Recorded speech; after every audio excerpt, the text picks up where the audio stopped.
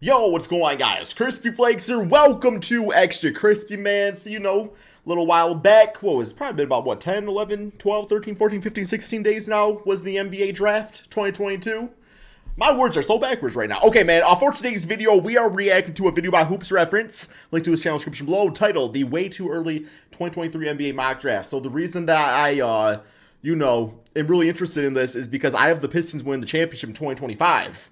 And with that being said, it might be a year of growing pains, and we might very well be in the lottery next season again, man. So, which player are we going to get? Let's get it. But 2025, that's the season, man. Bookmark it. The hype surrounding the 2022 NBA draft is the only player I know is Wembenyama and Scooter Henderson. But that doesn't mean the draft season is over. Now we can shift our focus onto the next crop of talent coming through the ranks, because it's never too early to start scouting NBA prospects, right? Well, maybe it is, but we're going to do it anyway in today's video. Today we'll be making a way too early edition of the 2023 NBA mock draft. Yeah, I don't know any of the players. I know it's way too far out to actually start predicting where each of these players will be going, so instead of harping on that, use this as an opportunity to get to know some of the top prospects for next year before next season begins in the fall.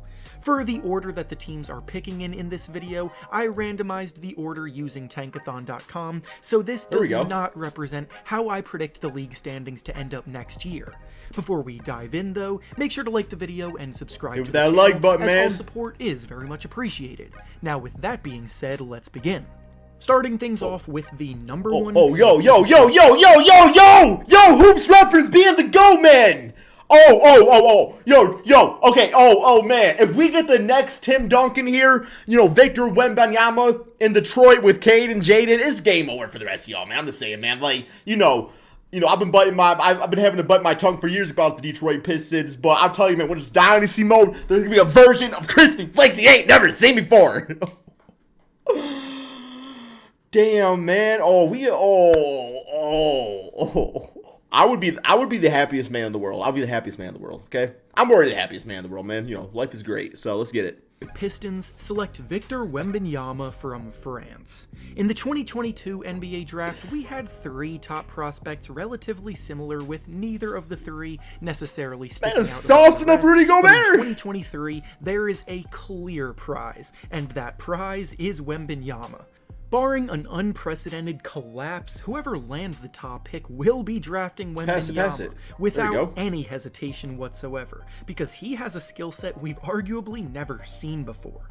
At 7 foot 3 inches tall, Wembenyama moves so gracefully out on the floor. He comfortably handles the ball despite being as tall as he is. His jumper is coming along very nicely, and he uses his length around the basket to finish both strongly and efficiently. Defensively, he could also end up being a Defensive Player of the Year candidate because of how well he uses his size and length to block shots and alter opponents around the rim. The new era Tim Duncan. All of that oozing potential would be nearly impossible for anyone to pass up on next year. Damn, man. Next up, with the second Scoot pick, Henderson. the Indiana Pacers select Scoot Henderson from G-League Ignite. Speaking of the name Scoot, because it starts with an S, when I was in 5th grade, I was in a play. For y'all know the show Doug Funny, Doug Can't Dig It. I played Skeeter. Starts with an S also, man. Henderson is a unique talent who was actually able to play with the Ignite program last season. I had to split the part with somebody. I couldn't hold all the scenes down. Already has a season I got my own professional line, though. experience under his belt improv too. In front of NBA scouts, and he will likely be coming into the NBA more ready for the transition to the big leagues than any teenage prospect in quite some time because of it. Last season, he was playing alongside he a shooting guard? such as Dyson Daniels and Jaden Hardy, and yet there were quite a few stretches throughout the G-League season where he was outperforming all of them, looking like the best player on the team despite being a year younger. In the G-League last we know year, big guy he showed Troy off his Scoop. explosive athleticism, reminiscent of Jaden Ivey, Scoot your ass to another team, while also demonstrating an advanced ability to create his own shot off the dribble and an outstanding passing ability creating for teams. Nice with Tyrese, though. Wembenyama at the moment is firmly locked in as the #1 guy in this draft, but if anyone is going to challenge him for that throne, it will be Henderson. I like the jumper. Next up with the third pick, Nick Smith? Thunder. My favorite Australian YouTuber is now going to the damn NBA for the OKC Thunder? Or is this his son? Nick, did you have a child? Damn, man. Nick Smith Jr., who is attending Arkansas this season. Smith is entering an Arkansas team that returns quite a few members from last year's Elite 8 squad, and yet he'll still probably be their best player. Yeah, it's not the Nick Smith that I know. Okay, Okay, my apologies. Contender. Smith is a shot-creating guard with impressive quickness and shiftiness with the ball in his hands, allowing him to get into the paint with ease, where he does a Jamal very Crawford. good job either Maybe Joe Johnson strong at the rim or dumping it off to his rolling big man for an easy bucket. He's a smart playmaker who knows when to pick Eric his Gordon spots, jump shot. and his change of pace throws off his defender to create space for himself, making him the ideal modern-day point guard that NBA teams look Oh, he's a for. point guard, okay. Next up with the fourth pick, Dariq the Washington Whitehead. Wizards select Dariq Whitehead, who is attending Duke next season. Whitehead is the latest top prospect. Number 7 with the to come worst out of defense Montverde ever. What the hell was he doing? Who have produced countless top-notch NBA players over the years, and at Duke, he'll be on the big stage all season long to showcase his talents. Whitehead led them to a high school national title this year. He was named Sports Illustrated's Player of the Year. He was the MVP of the McDonald's All-American game, just to name a few of his accolades. McDonald's? He projects to be a versatile wing in the NBA who What's plays the prize? defense Damn and Big shoots Mac? the ball exceptionally from NBA range, giving teams a little bit of everything that they like to see from a wing player. Big Macs are kind of overrated. Ain't nobody ever feel good after eating a Big Mac. Maybe during, but not after. Next, with the fifth pick, the Amon Houston Rockets select Amen Thompson from Overtime Elite League. Thompson is a big combo guard standing at 6'7", and he has all of the physical tools and traits you love to see. Seeing a lot of combo guards, like the tall-ass dudes. He's a ferocious driver to the basket, looking to throw down strong dunks over his defender, regardless of who's contesting his shot. Penny Hardaway? But his court vision and passing talent can't be understated either.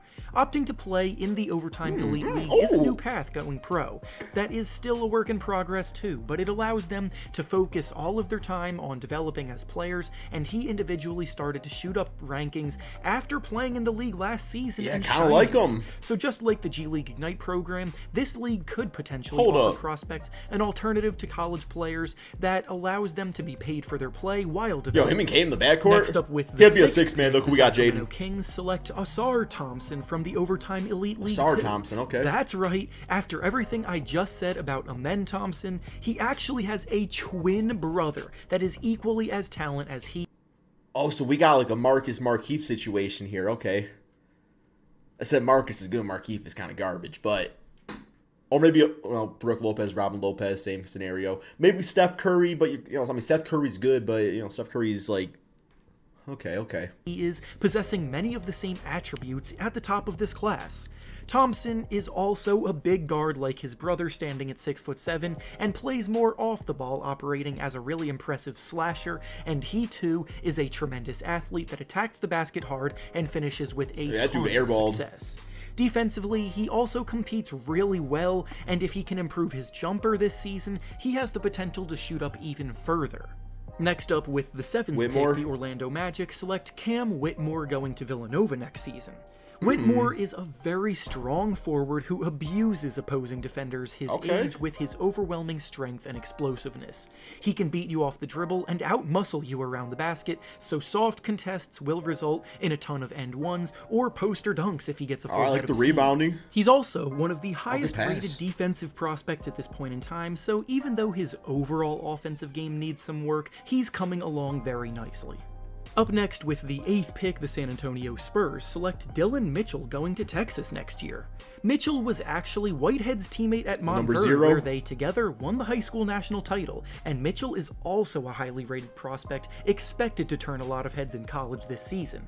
He's an electric and bouncy athlete that moves fluidly up and down the court. He's the kind of player that crashes the glass hard and then can immediately spark a fast break handling the ball, and he also has good vision for a forward as well.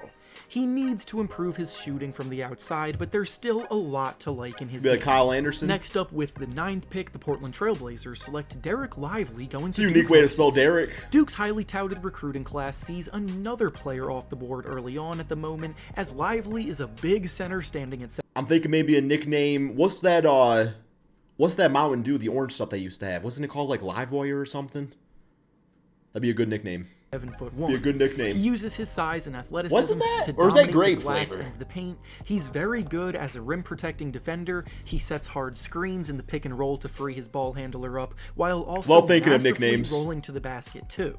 He's a center that plays like a center and focuses on dominating the areas where centers need to dominate, which is refreshing because centers nowadays a lot of the time try to be guards too too much. often when they need to master the fundamentals of their own I'm seeing some position JaVale first. McGee maybe. And finally, Amari with Bailey. the 10th pick, I've heard the New this York name. Knicks select Amari Bailey going to UCLA next season.